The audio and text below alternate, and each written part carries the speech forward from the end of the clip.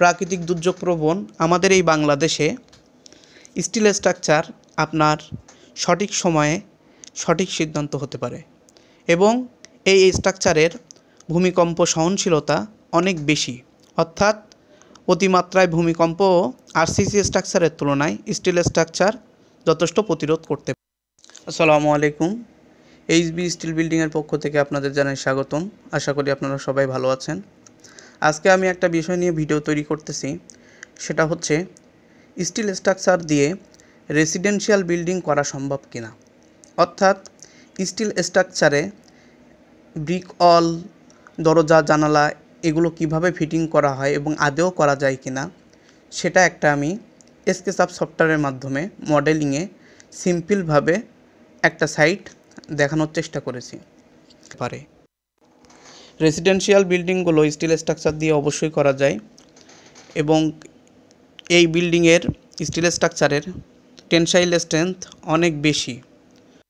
আমাদের দুইটা পীড়ন কাজ করে, একটা হচ্ছে চাপ পীড়ন, একটা হচ্ছে টান পীড়ন। স্টিল স্ট্রাকচার টান পীড়ন বা টেনসাইল স্ট্রেংথ অনেক শক্তিশালী, তাই এই স্ট্রাকচারটি রেসিডেন্সিয়াল বিল্ডিংয়ের জন্য অবশ্যই উপযোগী। এবং স্টিল স্ট্রাকচারে আমরা যেহেতু আমাদের দেশে এটা এত কমন না, আমাদের অনেক জিজ্ঞাসা থাকে, আপনারা ফোন করে জিজ্ঞাসা করেন যে স্ট্রাকচারটার উপরে আমার সারফেসটা কেমন হবে, ব্রিক ওয়াল কীভাবে করব, সেটা আমি এখানে দেখাইছি। আমরা ডেকিং শিটের উপরে ঢালাই দেওয়ার পরে আমাদের যে প্ল্যাটফর্মটা তৈরি হয় সেটা আরসিসি বিল্ডিংয়ের মতন সমান, এবং ওই প্ল্যাটফর্মটির উপর আমাদের প্ল্যান অনুযায়ী আমাদের টয়লেট, কিচেন, মাস্টার বেড সবগুলো আমরা ব্রিক ওয়াল দিয়ে পার্টিশন করে তৈরি করতে পারি এবং প্রয়োজনীয় জায়গায় দরজা, জানালা সেট আপ করা এবং প্রয়োজনীয় স্থানে সিঁড়ি নির্মাণ করা এগুলো খুবই সহজ হয়ে যায়।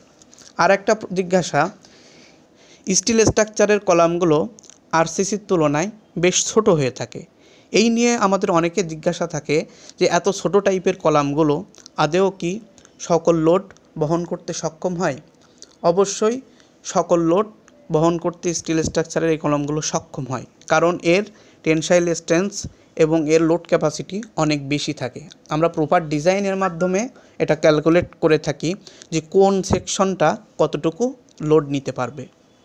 স্টিল স্ট্রাকচারে আমরা সাইডে যে ব্রিক ওয়ালগুলো দেখতে পাই, আমরা এটা সাধারণত মেন বিম বরাবর দেওয়ার চেষ্টা করি, অর্থাৎ আমরা মেন বিমের বাইরে স্টিল স্ট্রাকচারে ব্রিক ওয়ালগুলো ফেলি না।